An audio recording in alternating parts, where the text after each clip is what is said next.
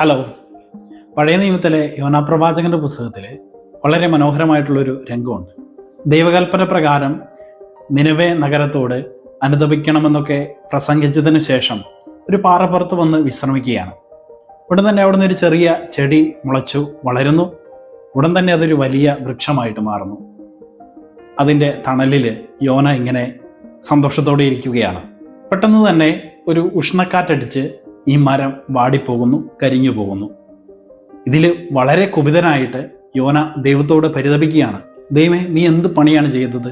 എന്തിനാണ് ഈ മനോഹരമായിട്ടുള്ള ഈ മരം നീ നശിപ്പിച്ചത്? ഉടൻ തന്നെ ദൈവം പറയുന്നുണ്ട്, നിനക്ക് യാതൊരു ബന്ധമില്ലാത്ത, നീ നടുകയോ നനയ്ക്കുകയോ വളർത്തുകയോ ചെയ്തിട്ടില്ലാത്ത ഈ മരം വലുതായി. ആ മരം വീണുപോയപ്പോൾ നിനക്ക് അതിനോട് വളരെ അനുകമ്പ തോന്നി. എങ്കിൽ രാവും പകലും എന്നെ വിളിച്ച് കരയുന്ന എൻ്റെ പ്രിയപ്പെട്ട നിനവേ ജനത്തോട് എനിക്ക് എന്തുമാത്രം കരുണ തോന്നണം. ഈ ഒരു ഭാഗം വായിച്ചു വരുമ്പോൾ ഒരുപക്ഷെ നമ്മുടെ ജീവിതവുമായിട്ട് വളരെ കണക്റ്റഡ് ആയിട്ട് നമുക്ക് തോന്നാം. ഈ സമൂഹ മാധ്യമങ്ങളിലൊക്കെ കാണുന്ന പല പ്രശ്നങ്ങളുടെ പിറകെയും നമ്മൾ പോകുന്നുണ്ട്, അതിനെതിരെ വാദിക്കുന്നുണ്ട്. പല പ്രശ്നങ്ങളിലും നമുക്കറിയാത്ത വ്യക്തികളുടെ ആയിരിക്കാം, നമ്മളുമായിട്ട് യാതൊരു ബന്ധമില്ലാത്ത വ്യക്തികളുടെ ആയിരിക്കാം. അതിനൊക്കെ അഭിപ്രായം പറഞ്ഞ് അതിന് പിറകെ പോകുന്നുണ്ട്.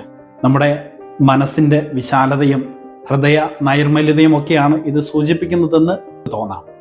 പക്ഷേ അതോടൊപ്പം തന്നെ നമ്മൾ കാണിക്കേണ്ട പരിഗണനയും സ്നേഹവും കാരുണ്യവുമൊക്കെ കിട്ടാതെ നമ്മോട് തൊട്ട് ചേർന്ന് നിൽക്കുന്ന ചില വ്യക്തികളുണ്ട്. നമ്മുടെ കുടുംബക്കാരാകാം, നമ്മുടെ ബന്ധുമിത്രാദികളാകാം, നമ്മുടെ കൂട്ടുകാരാകാം. അവരോടൊക്കെ കാണിക്കാത്ത പരിഗണനയും സ്നേഹവും ഒക്കെ നമുക്ക് യാതൊരു ബന്ധവും ഇല്ലാത്ത ഒരു വ്യക്തികളോട് കാണിക്കുമ്പോൾ, അല്ലെങ്കിൽ ആ പ്രശ്നത്തോട് നമ്മൾ കാണിക്കുമ്പോൾ, അതൊരു രീതിയിൽ നമ്മുടെ ഹൃദയ വിശാലതയല്ല സൂചിപ്പിക്കുന്നത്, നേരെ മറിച്ച് നമ്മുടെ കപട സ്നേഹമാണ്. ശരിയല്ലേ? ഒന്ന് ചിന്തിച്ചു നോക്കിയേ.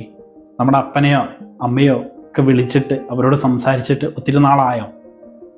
നമ്മുടെ കൂടപ്പിറപ്പുകളോടും കൂടപ്പിറപ്പുകളെ പോലെ കരുതുന്ന സ്നേഹിതരോടൊക്കെ ഇടപഴകിയിട്ട് എത്ര നാളായി?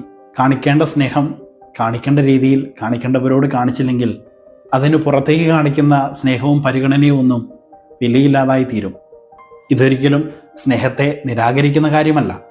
കൂടെ ജീവിക്കുന്നവർക്ക് നമ്മുടെ സ്നേഹം അനുഭവിക്കാൻ പറ്റുന്നില്ലെങ്കിൽ, കൂടെ ജീവിക്കുന്നവരെ നമുക്ക് മനസ്സിലാക്കാൻ പറ്റുന്നില്ലെങ്കിൽ, പിന്നെ നമുക്ക് എങ്ങനെ നമുക്കറിയാത്തവരോട് സ്നേഹം പ്രകടിപ്പിക്കാൻ പറ്റും?